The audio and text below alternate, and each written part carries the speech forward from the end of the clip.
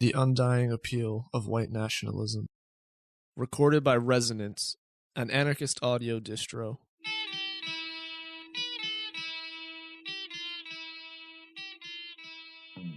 Neo-Fascism in the cultural, artistic, and ecological movements. The Earth is firmly enveloped in crisis. The crisis is at once material and existential. The economy can no longer support the human weight that bends it at its foundations. Cannot or will not. The aftermath of the recession has produced only one reality: an intensified stratification of global society. The crises have created a world devoid of meaning. Everywhere, people question the bold political narratives of the present, exposing them all as being without purpose. Democracy appears as the ridiculous theater that it always was.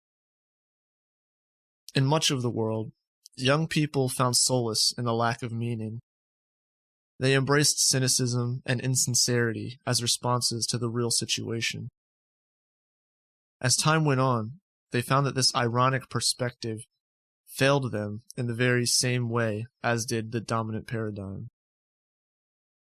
The recession of 2008 propelled the Earth into a state of delirium.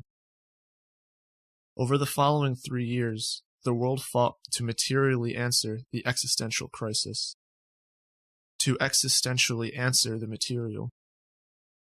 These popular movements posed a question: is it even possible, in the 21st century, to imagine another way of living? All of society was exposed for its repressive essence, and people began to appropriate buildings, parks, universities, vacant lots, and city centers to begin directly creating a different way of life. The question of the people fighting in occupied buildings and sleeping in city squares never received a response. Echoes, but not answers. The militants of 2011 reluctantly returned to life in the void. We are still living with the same crisis. Meaning has yet to be restored. Around the world, a new movement is emerging. Across the globe, a reactionary wave has presented itself as the answer to the question posed 6 years ago. In Greece, Ukraine, Thailand, Venezuela, Russia, and Italy, neo-fascist parties have reemerged in the form of militant street-level uprisings. In the United States, fascist influences have begun to permeate the cultural, artistic, technological, and deep ecology movements. In particular, the strong historical precedence of fascist influence on the legacy of ecological movements illustrates a need to take this situation seriously. To you it's a nightmare, but to some it's a dream. Ecology. Esoteric fascism is growing in the ecology movement. This is nothing new. The term ecology was coined by the racist, white nationalist, eugenics-enamored German biologist Ernst Haeckel in the 19th century. Haeckel founded the eugenicist and white nationalist Monist League in 1905 to propagate his racist views. Haeckel later joined the occultist Thule Society, a spiritual organization that sponsored and helped to develop the Nazi Party. The German concept of Blut und Boden, blood and soil, traces its origins to the ethno-nationalist Völkisch movement. The belief insists that a people are connected to a historical territory, and that whites must protect the health of that land in order to ensure the continuity of the Aryan race. Inspired by this view, German philosopher Rudolf Steiner founded Anthroposophy in 1912. Anthroposophy was a school of ethno-religious mysticism that promoted the idea of a race's spiritual connection to a local environment, along with the belief in a hierarchy of human races and the need to keep these races separate. These beliefs were heavily influential in the Völkisch movement of the 1920s. The Wandervogel, wandering bird movement, was a strongly influential back-to-nature cultural force in Germany in the early 20th century, centered around environmentalism, communal living, Eastern religion, and staunch nationalism. Wandervogel youth believed political action to be incapable of correcting the deeply entrenched societal crisis, so they looked instead to personal and cultural transformation. The immigration of some Wandervogel youth to America in the early 20th century helped to inspire the hippie movement. Initially, the Wandervogel movement was comprised of people from somewhat disparate philosophical backgrounds, but by the 1930s, most of the tendency was absorbed by the Nazi Party. The Wandervogel subculture was a reflection of the larger Lebensreform movement. Lebensreform advocated organic diets, sexual liberation, vegetarianism, and a deep respect for nature. The tendency was popular in Switzerland and Germany in the early 20th century. Anarchists were very influential in the Lebensreform tendency. People like painter Karl Wilhelm Diefenbach and poet Gustav Grasser promoted liberatory ideas among the movement. Grasser, along with cultural libertines Henry Odenkoven and Ida Hoffmann, founded the Monte Verde Commune in Switzerland in 1900. The Commune initially existed as an experimentation in living according to communist ideals, promoting a way of living modeled after primitive socialism. Anarchists from around Europe flocked to Monte Verde. The communards were largely vegetarian and practiced polyamory and held a deep respect for the environment. By the 1930s, many of the anarchists of Monte Verde abandoned their long-held ethics and joined the Nazi Party. The same trend occurred in the Lebensreform movement in general. Richard Ungewitter, a white nationalist pioneer of the German nudist movement, an advocate of cultural upheaval, wrote and distributed white supremacist and anti-Semitic texts. He insisted that the seemingly emancipatory cultural trends of the time would be the way that the Aryan race would reestablish its dominance over the diabolical Jews. This reactionary tendency within the Lebensreform movement later inspired leaders of the Nazi Party. The environmentalism of the Third Reich largely came from the mystical and anti-rational fascist lineage promoted by Richard Dare, Alfred Rosenberg, Rudolf Hess, and Heinrich Himmler. It was Dare who introduced the blood and soil ideology to the Nazi Party. As the Nazi movement was very dynamic in its early days, there was a tension between the spiritualistic, anti-rational tendency and the cold, calculating, efficiently rational wing of the party. Likewise, there was conflict between the ostensibly workerist and often openly gay wing of the movement, the SA, and the rest of the Nazi Party. The blood purge of the SA has become a focal point for some people in the current neo-folk subculture. Music. The neo-folk genre is loosely based around traditional European cultural heritage, practices, and music. Many of the bands that popularized the genre have current or past allegiances to fascist politics.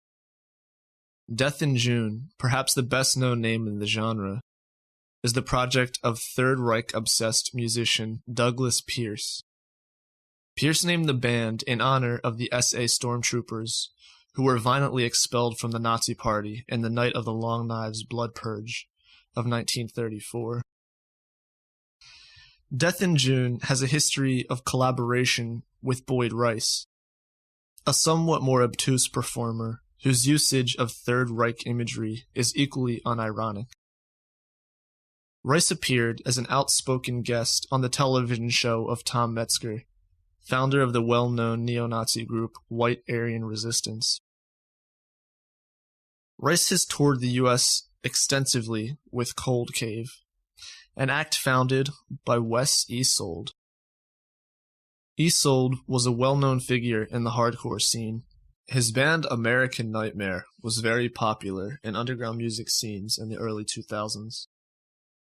Both Death in June and Boyd Rice have had several of their shows canceled due to pressure from anti-fascists over the past few years.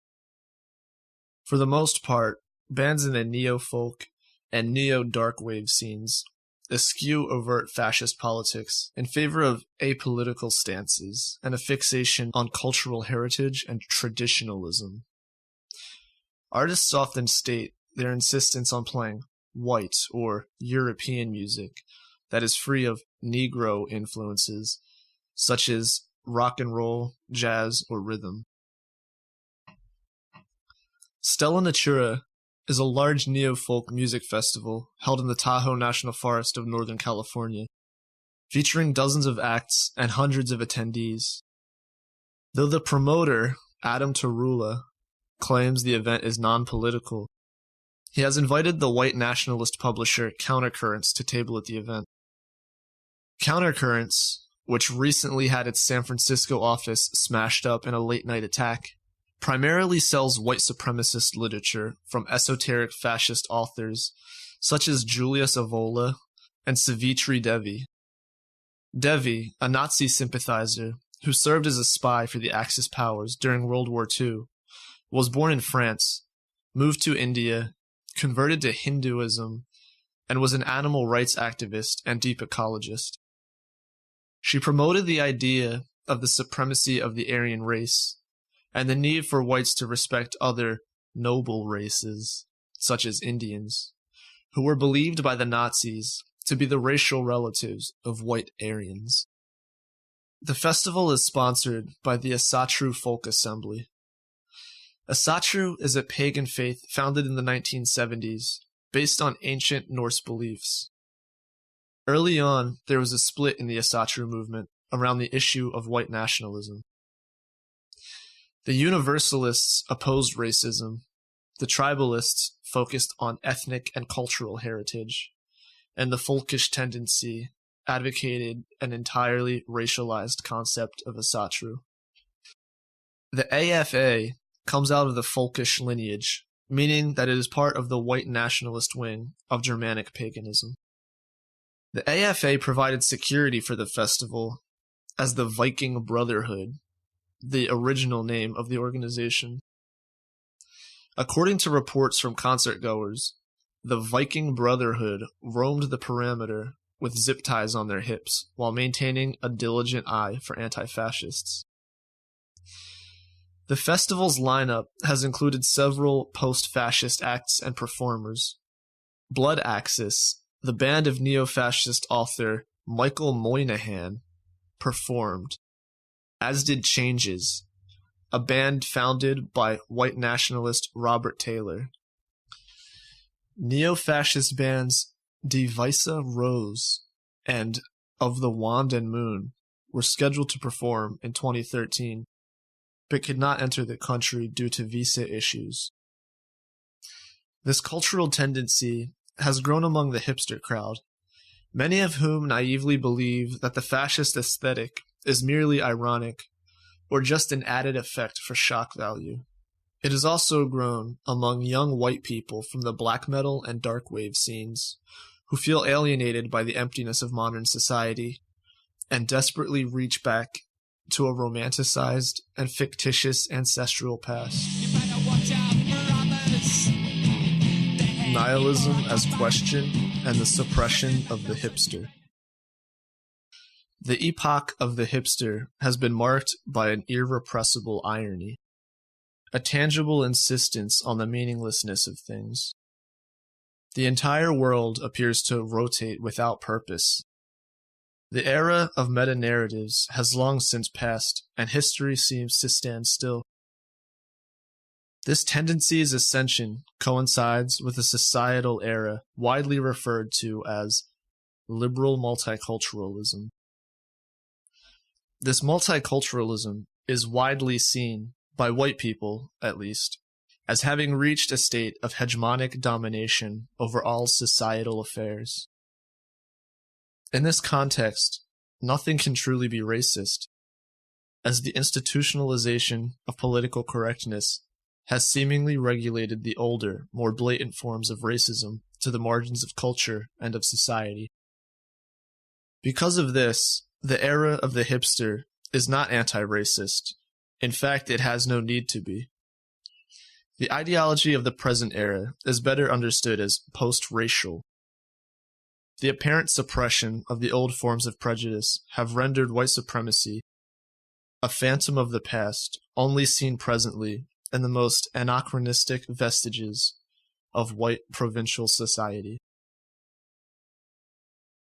Racism is thus perceived as being powerless, and therefore either innocuous or ironic.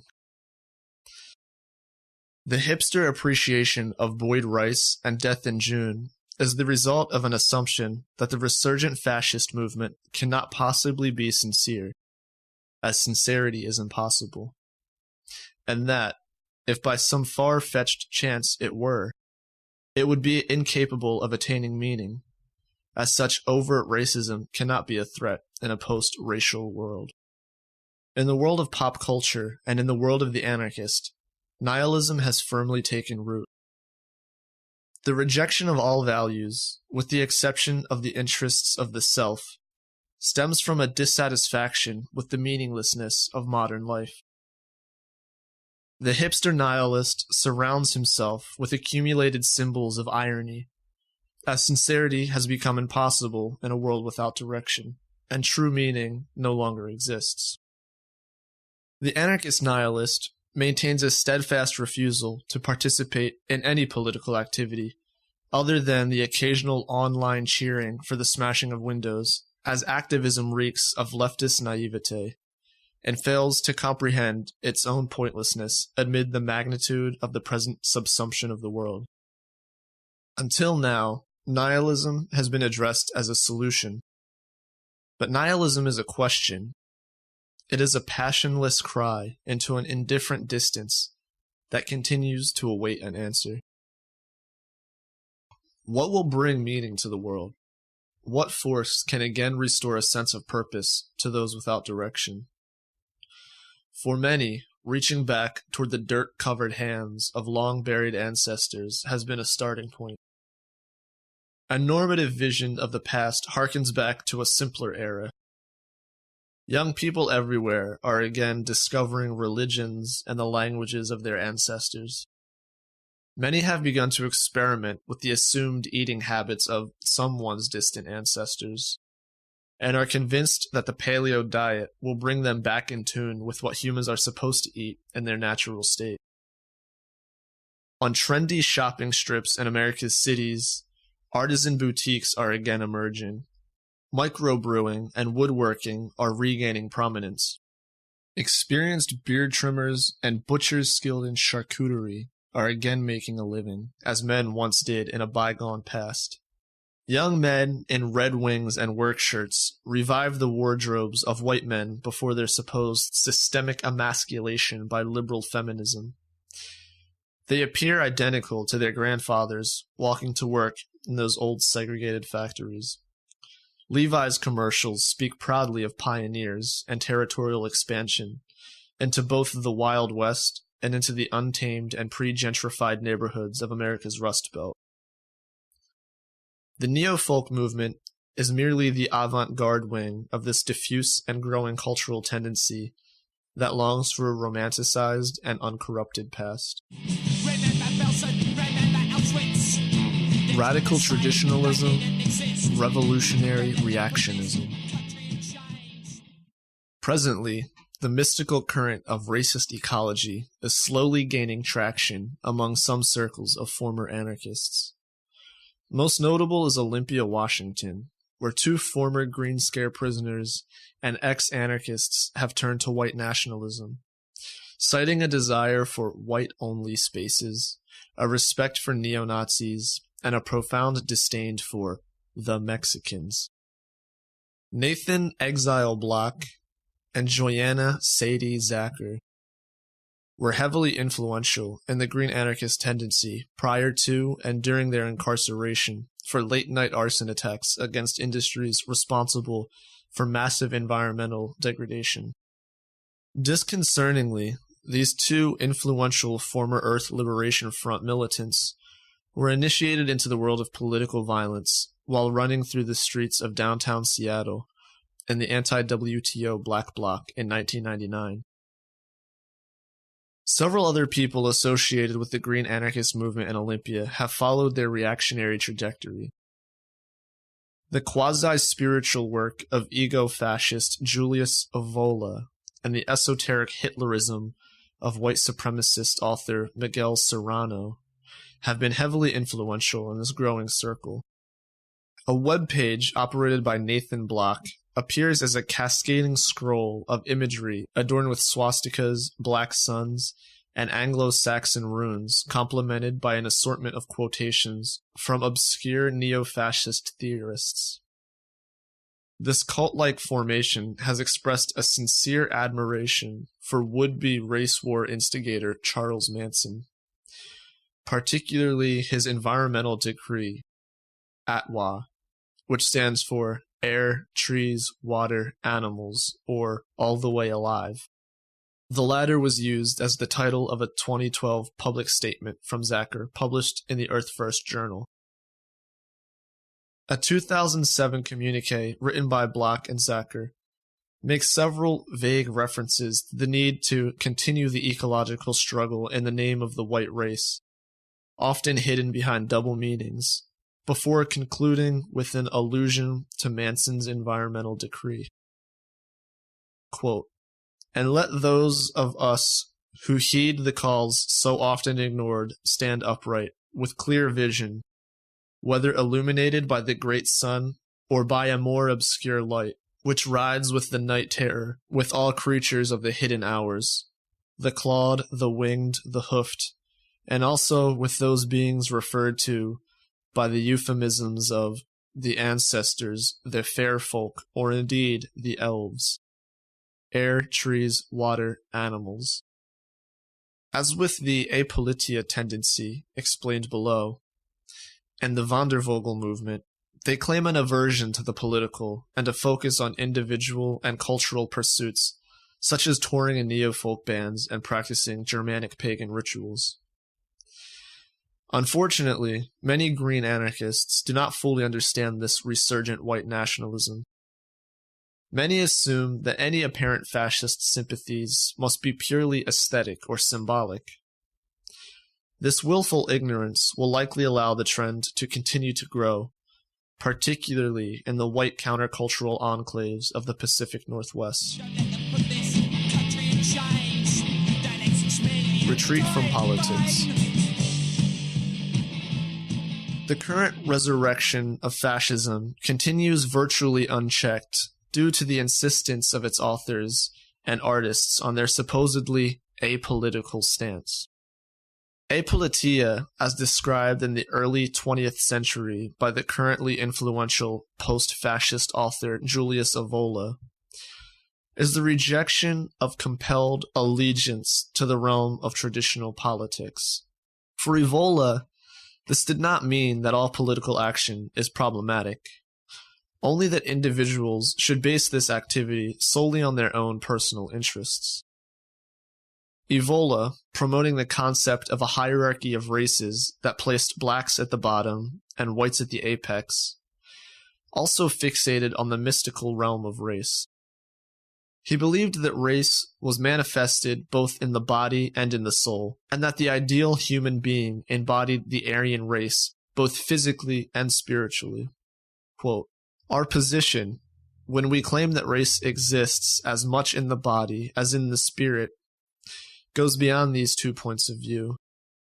Race is a profound force mastering itself in the realm of the body, race of the body, as in the realm of the spirit, race of the interior, race of the spirit.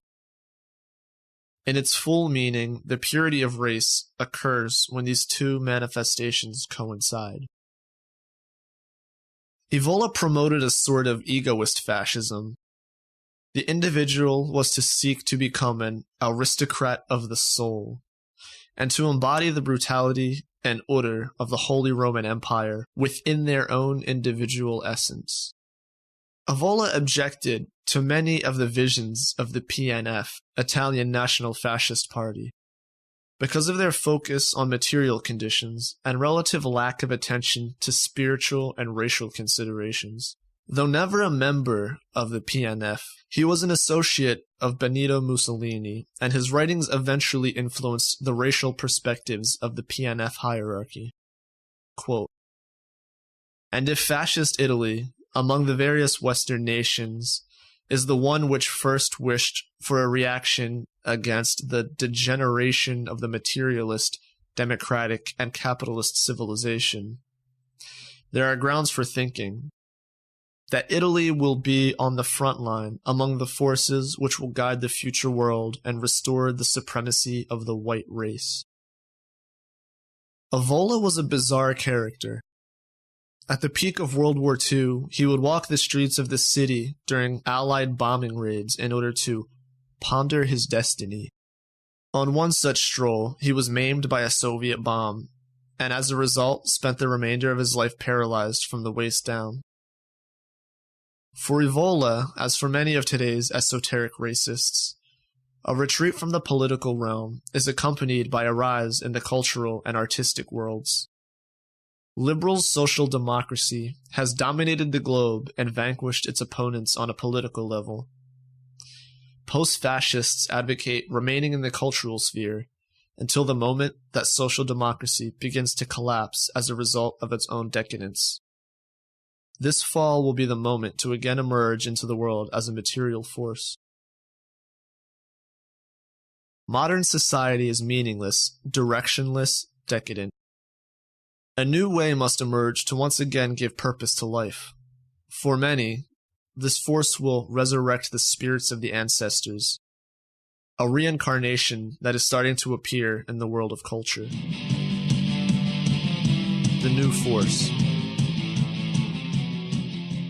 Third positionism is a political tendency that seeks to synthesize aspects of anarchism and communism with white nationalism or extreme ethnic traditionalism. This tendency has grown significantly in Europe over the past few years. In Italy, the neo-fascist squatters of Casa Pound are occupying buildings and organizing militant demonstrations against the proposed construction of a high-speed rail that would be heavily damaging to the local environment. In Russia, fascists have used the anarchist black bloc tactic to anonymously march through city centers. Today, neo-fascism appears much more exciting and radical than did the far-right organizations of decades past. The images of popular unrest in Ukraine during the winter months inspired people around the world. It was not long before it became clear that violent neo-Nazi street movements were responsible for instigating much of the anti-government unrest.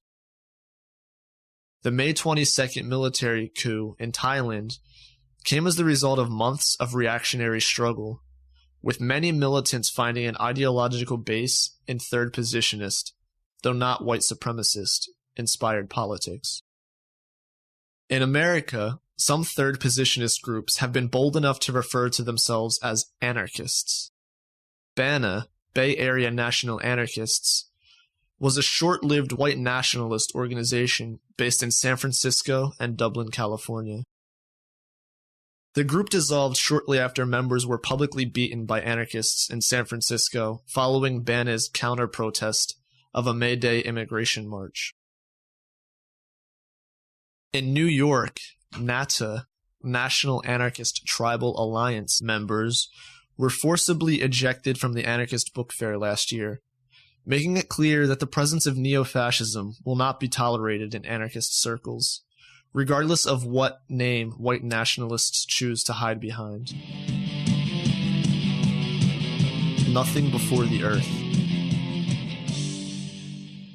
At the time of its inception in 1980, the radical environmental group Earth First took its name literally, avoiding broader social issues and focusing exclusively on a militant commitment to the preservation of the environment. A decade later, the dedication of Earth First attracted many anarchists to the group. These newer members were interested in developing a movement that, in addition to defending the Earth, fought against racism, sexism, homophobia, and capitalism. This new political direction caused a split in the group, with some of the founding members eventually leaving the organization in disgust. Dave Foreman, Earth First co-founder, went on to co-found the Wildlands Project and later joined the Sierra Club's board of directors. His virulent anti-immigration views have caused many people in ecological movements to distance themselves from him. However, his reactionary ideas have a surprisingly strong following. He was described by anarchist theorist Murray Bookchin as a macho mountain man. Bookchin on the Foreman tendency. Quote, "There are barely disguised racists, macho Daniel Boones, and outright social reactionaries who use the word ecology to express their views, just as there are deeply concerned naturalists, communitarians, social radicals, and feminists who use the word ecology to express theirs. It was out of this former kind of crude eco-brutalism that Hitler, in the name of population control, with a racial orientation, fashioned theories of blood and soil that led to the transport of millions of people to murder camps like Auschwitz. The same eco-brutalism now reappears a half-century later among self-professed deep ecologists who believe that third-world peoples should be permitted to starve to death, and that desperate indigenous immigrants from Latin America should be excluded by the border cops from the United States, lest they burden our ecological resource. Foreman currently acts as the president of the board for Apply the Brakes, an anti-immigration campaign initiated by white environmentalists. Last year, he published a virulently xenophobic article for the Green Nativist Earth Island Journal, obtusely entitled, "More Immigration equals More Americans equals Less Wilderness." For some reason, Mexicans only become a problem for the environment once they cross over to the white man's land. On the other side of the line, their impact on those fields and deserts, who don't yet know of borders, doesn't seem to be of concern to these environmentalists. In spite of their disdain for indigenous immigrants, even the conservative ecological tendencies often maintain a fetishistic reverence for the Indian. In this Jeffersonian view, indigenous people are the archetype noble savages presently confined to history books. The current realities of most indigenous communities are of little interest. For many white environmentalists, indigenous people are a natural extension of the local environment, much like a wolf or a tree. In spite of this exoticization, indigenous people from south of the Mexican border are often viewed as alien trespassers on American soil. Paradoxically, indigeneity is conceived of within the confines of colonial borders. For Dave Foreman, the Earth's population has grown to unstable levels, and people in the third world must be purged to bring humanity back into equilibrium with the environment. From an interview with Bill Duvall, author of Deep Ecology, quote, "When I tell people the worst thing we could do during the famine in Ethiopia is to give aid, the best thing would be to just let nature seek its own balance, to let the people there just starve. They think this is monstrous. Likewise, letting the USA be an overflow valve for problems in Latin America is not solving a thing. It's just putting more pressure on the resources we have in the USA." Foreman's views are unfortunately commonplace in the deep ecology tendency. If anything, they are merely an echo of an earlier wave of reactionaries who offer an academic counter to Foreman's simple-minded, he-manish, backyard wrestling, macho man Randy Savage approach. Lester Brown, a renowned ecologist and prolific author, also speaks on behalf of the Apply the Brakes campaign. Brown is a staunch nativist and promoter of the reduction of human population in the developing world. Much of his focus has been on China and the role that its growing population may play on global food prices. American zoologist, microbiologist, and ecologist Garrett Hardin was fixated on the forced reduction of human population as a means to ensure the longevity of the environment. Hardin advocated for coerced abortions, eugenics, and forced sterilization until his death in 2003.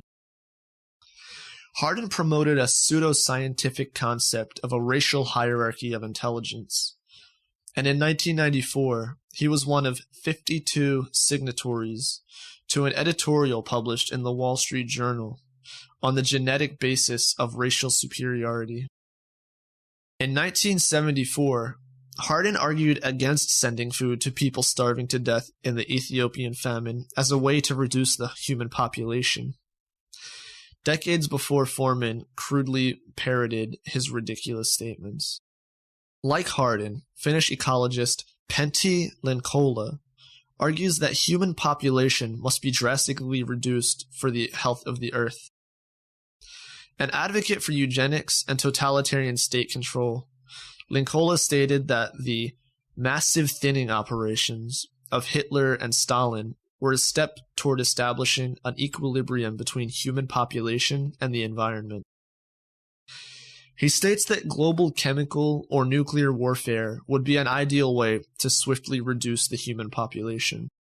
While Linkola's wingnut ramblings are unlikely to develop directly into a global campaign of genocide, watered-down variations of his ideas have a material base in the reactionary corners of deep ecology. Left-right collusion and the technocratic future. Bizarre fascisms are starting to appear everywhere. 2 of the 3 members of the board of directors of the Occupy Solidarity Network, Occupy Wall Street's nonprofit wing, have at times publicly expressed vaguely fascist sentiments. Mika White, former Adbusters editor and co-founder of Occupy Wall Street, has traveled across the country promoting a populist left-right alliance, recently going so far as to advocate working alongside the violent Greek neo-Nazi party Golden Dawn. While it would be comforting to attribute this prospective collusion to naivety, it is clear that White is by no means unfamiliar with the dynamic nature of fascism. He has studied political movements for years and even authored an article exposing Pentti Linkola and other fascist influences on the ecological movements in 2010. On August 12, 2011, a month before the start of Occupy Wall Street, White was interviewed by Nathan Schneider, author of Thank You, Anarchy. Quote, "The worst outcome would be to get there and they just fumble it by doing this whole lefty game we always play, which is self-defeatist. We go there, make some unreasonable demand, like we want to abolish capitalism and we won't leave until we do. And well, that's like the war on terrorism. That's an impossible dream. Or they just squander it by being some hipster anarchist insurrection, like, we're gonna smash some stores and make a spectacle. And everyone's like, why? Because we have something beautiful going here. So we're trying to rise above the sectarian clashings of whether or not US Day of Rage is tweeting too much, or whether or not the libertarians are, and reach out to the Tea Party too. This is a moment for all of America. I don't see why this has to be a lefty moment or a righty moment, because this is a moment for us to reinvent democracy in America. Because it's getting to be too late. If we don't do it now, we are reaching the end." While the far-right Tea Party is not technically a fascist formation, White's proposed nationalist left-right collusion is cause for concern, especially in the light of his statements about Golden Dawn. A proposed collaboration with the Tea Party is ridiculous, yet it must be mentioned that, in real terms, the Tea Party was the initial popular response to the economic crisis of 2008. This street-level conservatism spanned the nation with demonstrations against the bailout of Wall Street, nearly 3 years before the left decided to occupy it. While White's dream of left-right collusion is disconcerting, it is important to note that he is not alone. Justine Tooney, creator of OccupyWallStreet.org and the Occupy Wall Street Twitter account, is also a member of the Occupy Solidarity Network Board of Directors. She currently works as the software engineer for Google. Recently, she used the official Occupy Wall Street Twitter account to publicly advocate a corporatist political agenda. Quote, "Ending poverty isn't a political problem, it's an engineering problem. I want to make clear that this is not an anti-corporate movement. This is an anti-Wall Street movement."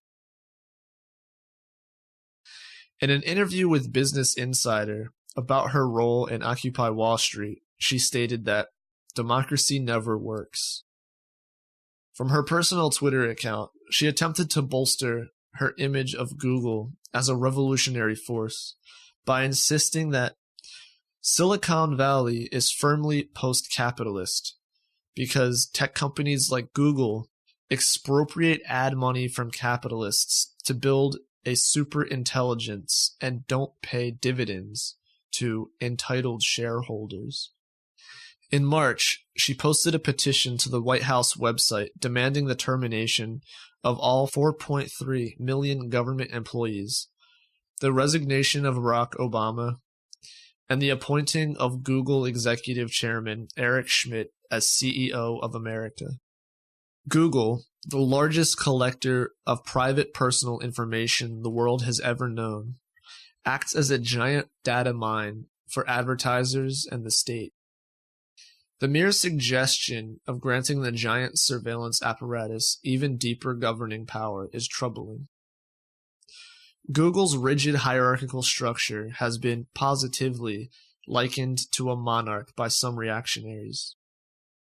Shareholders have virtually no voting power in the company, as the company's two founders control the vast majority of votes through the organization of shares. The workforce is organized into veritable castes delineated by colored badges. Most employees enjoy high pay, median salary $125,000, free gourmet meals, and a relaxed work environment. Lower-paid yellow badge workers are confined to a separate building and excluded from the free food, limousine shuttles, or usage of company bikes. Their jobs consist entirely of tedious data entry. These workers are not permitted to speak with the rest of the workforce. Filmmaker and former Google employee Andrew Norman Wilson stated that the yellow badge workers were mostly people of color. According to its own numbers, Google's overwhelmingly male American tech workforce is a mere 1% black and 2% Latino. Both Tooney and White have advocated raising funds to sustain a mercenary, non-violent militia to take to the streets. Recently, Tooney suggested that her Twitter followers read Mencius Moldbug, referring to the pseudonym of computer programmer and aspiring writer Curtis Guy Yarvin. Yarvin, along with English philosopher Nick Land, is among the best-known names in the Dark Enlightenment movement. This tendency, also referred to as the neo-reactionary movement, promotes a pseudo-scientific notion of the racial superiority of whites under the guise of human biodiversity, opposes egalitarianism and democracy, and supports autocratic governance. Quote, Human biodiversity is the rejection of the blank state of human nature, creepily obsessed with statistics that demonstrate IQ differences between the races. The darkly enlightened see social hierarchies as determined not by culture or opportunity, but by the cold, hard destiny embedded in DNA. Cue the adherents of the bell curve, eugenics enthusiasts, believers in white supremacy, and sympathizers of the National Socialist German Workers' Party. In the Dark Enlightenment, we seem to have stumbled across a place where pseudo-intellectuality, grounded racism, is flourishing in a way it hasn't since before World War II. In our discussion, Nick Land was explicit in his view on this. Human biodiversity, broadly conceived, is simply a fact. It is roughly as questionable on intellectual grounds as biological evolution or the heliocentric model of the solar system. No one who takes the trouble to educate themselves on the subject with even a minimum of intellectual integrity can doubt that. Is this fascism? Desire for genetically determined ruling classes? Distrust of popular democratic reform? Distaste for the aesthetic standards of mass culture? And nausea over the political correctness of modern life? The Dark Enlightenment does have all of the markings of a true neo-fascist movement. It's here that the dangers of the Dark Enlightenment are hard to dismiss. They advocate a return to feudal city-states as a counter to democratic governance, while maintaining an almost religious reverence for technology. Yarvin advocates a form of total corporate domination of society he calls neo-cameralism. Quote, "To a neo-cameralist, a state is a business which owns a country. A state should be managed, like any other large business, by dividing logical ownership into negotiable shares, each of which yields a precise fraction of the state's profit. A well-run state is very profitable. Each share has one vote, and the shareholders elect a board, which hires and fires managers. While ridiculous, the ideas of the neo-reactionary tendency have attained some degree of support in the world of Silicon Valley tech workers. Balaji Srinivasan, computer science lecturer at Stanford University and current partner in Silicon Valley venture capitalist firm Andreessen Horowitz, promoted Dark Enlightenment-inspired ideas during a speech to a crowd of tech entrepreneurs last fall. He encouraged the dawning of a Silicon Valley successionist movement that would break away from the United States and establish authoritarian city-states run by technology firms. Quote, "We want to show what a society run by Silicon Valley would look like. That's where exit comes in. It basically means build an opt-in society, ultimately outside the US, run by technology. And this is actually where the Silicon Valley is going. This is where we're going over the next 10 years. Google co-founder Larry Page, for example, wants to set aside a part of the world for unregulated experimentation. The contrast between this hyper-technological conservatism and the right-wing traditionalist ecological movements highlights the pluralistic essence of fascism. Throughout history, fascism has been a movement that is at once rational and anti-rational, secular and spiritual, traditional and futuristic, capitalist and socialist, authoritarian and anti-statist, social and individualistic, Luddite and technological, nationalistic and international. Fascism is a rigid paradox that does not fall in the face of contradiction. The Third Reich was at once the mystical and environmental perspective of Hess, Himmler, Rosenberg, and Dere, and the hyper-rationalist and industrialist reality that flattened much of Europe. Mussolini was as influenced by Julius Evola's esoteric traditionalism as by Filippo Marianetti's rejection of the past and advocation of a technological and artistic futurism.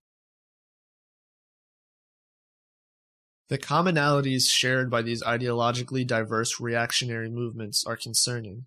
The belief in racial, ethnic, or cultural superiority, the revival of the nation, the concept of a superhuman Übermensch at the individual or the racial level, fearsome disdain for groups considered inferior, an aversion to collective desire, and a reverence for force and brutality. Realization and confrontation.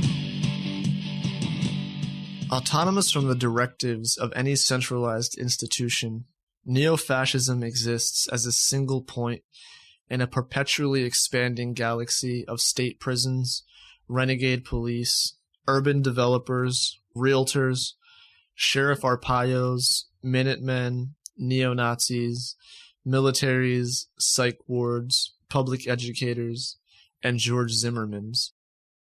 The new fascism is merely a third position of domination, another knot in the repressive net of state, patriarchy, and racism. Its hegemony comes not from its own virtue, but from its position in the wider network of white supremacy. It does not walk alone, but travels through the night, guided by the spirits of overseers and pioneers, its path illuminated by fiery crosses and the barrel flash of vigilantes' guns along the border. Although the beneficiaries of American reactionary politics are almost exclusively white and gender normative, it is important to remember that the token mouthpieces need not fit these descriptions. While the spokesmen of green fascism are mostly male and exclusively white, it is notable that Mika White is black, Justin Tooney is transgender, and Curtis Yarvin is Jewish. While neo-fascist ideology does not appeal to most Americans, white supremacy and corporatist rhetoric has a clear resonance among powerful people with substantial means at their disposal. The whims of such people have always yielded a profound social impact. Although the technocratic aspirations of Justine Tooney and the Dark Enlightenment scene seem far-fetched, the social implications of the currently thriving technology industry must be taken seriously. In the Bay Area, the influx of highly paid, mostly white Silicon Valley programmers and software engineers into low-income black, brown, and broke communities has dramatically altered the urban landscape. Around the Bay, a racialized reconfiguration of urban neighborhoods is occurring. Blacks and Latinos are being forcibly relocated or incarcerated to make room for the Justine Tooneys and Curtis Yarvins. When not exiled from their communities, the immiserated populations live stacked atop each other in overcrowded units while the wealthy newcomers build their technocratic dystopia. Like virtually all Silicon Valley empires, Tooney's beloved Google is wholly unapologetic about its role in steamrolling California's cities, as are the majority of the high-paid workers who have no problem participating in the expulsion and confinement of black, brown, and broke people. In a global sense, the role of blacks in the tech industry has been most clearly represented in the coltan mines of war-torn Congo, excavating the precious minerals necessary to power Silicon Valley's digital bubble. At times, the vast displacement of black residents has been accompanied by a more blatant racism, though generally this position is obscured through the lens of economics. Bill White, prominent third positionist and former national spokesman for the National Socialist Movement, owns 9 properties in a lower-income black neighborhood of Roanoke, Virginia. As a landlord, he engaged in a project of harassment and gentrification that he referred to as a ghetto beautification project. He raised rents, evicted tenants, and was alleged to have patrolled the neighborhood carrying a shotgun to intimidate local blacks. In more general terms, the whitening and gentrification of black and brown communities is materially congruent with neo-fascist ideology. The vaguely liberal sentiments of a handful of landlords and developers does nothing to change the real situation.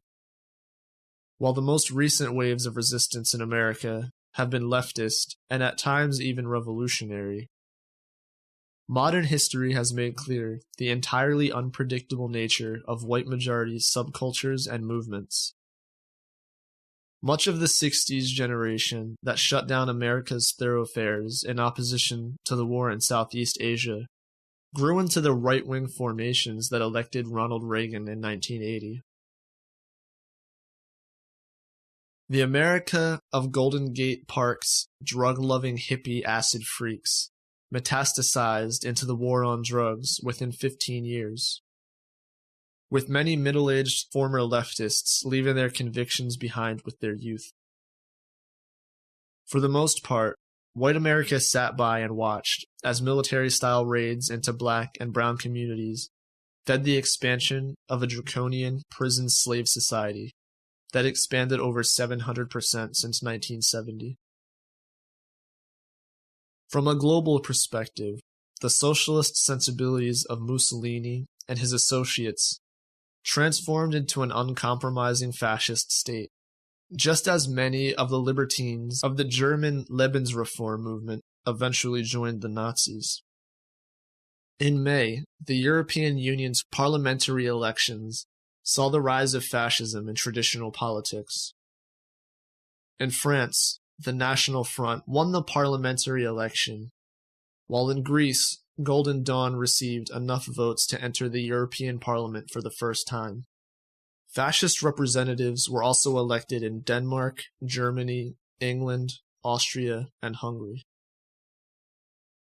As fascism views itself as a revolutionary tendency, it will not cease its attempts to disfigure the beautiful trajectory of radical movements. The current momentum of the new right will smash up against a blockade of material resistance. The toonies and whites, affixed to the most senseless fringes of the Occupy movements, along with the washed-up Earth Liberation Front militants currently agitating in the ecological scenes of the Pacific Northwest, will not turn popular resistance into reactionary foolishness. Thanks for listening. For more, go to resonanceaudiodistro.org and check out channelzeronetwork.com to listen to other great anarchist podcasts. Keep listening to hear a promo for another show in the network after this.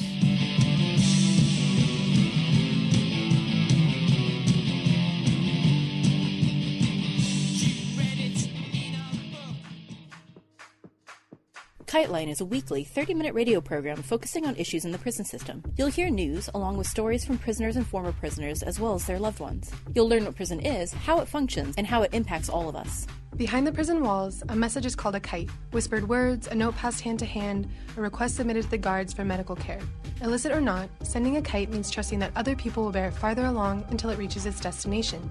Here on Kiteline, we hope to share these words across the prison walls. You can hear us on the Channel Zero network and find out more at kitelineradio.noblogs.org.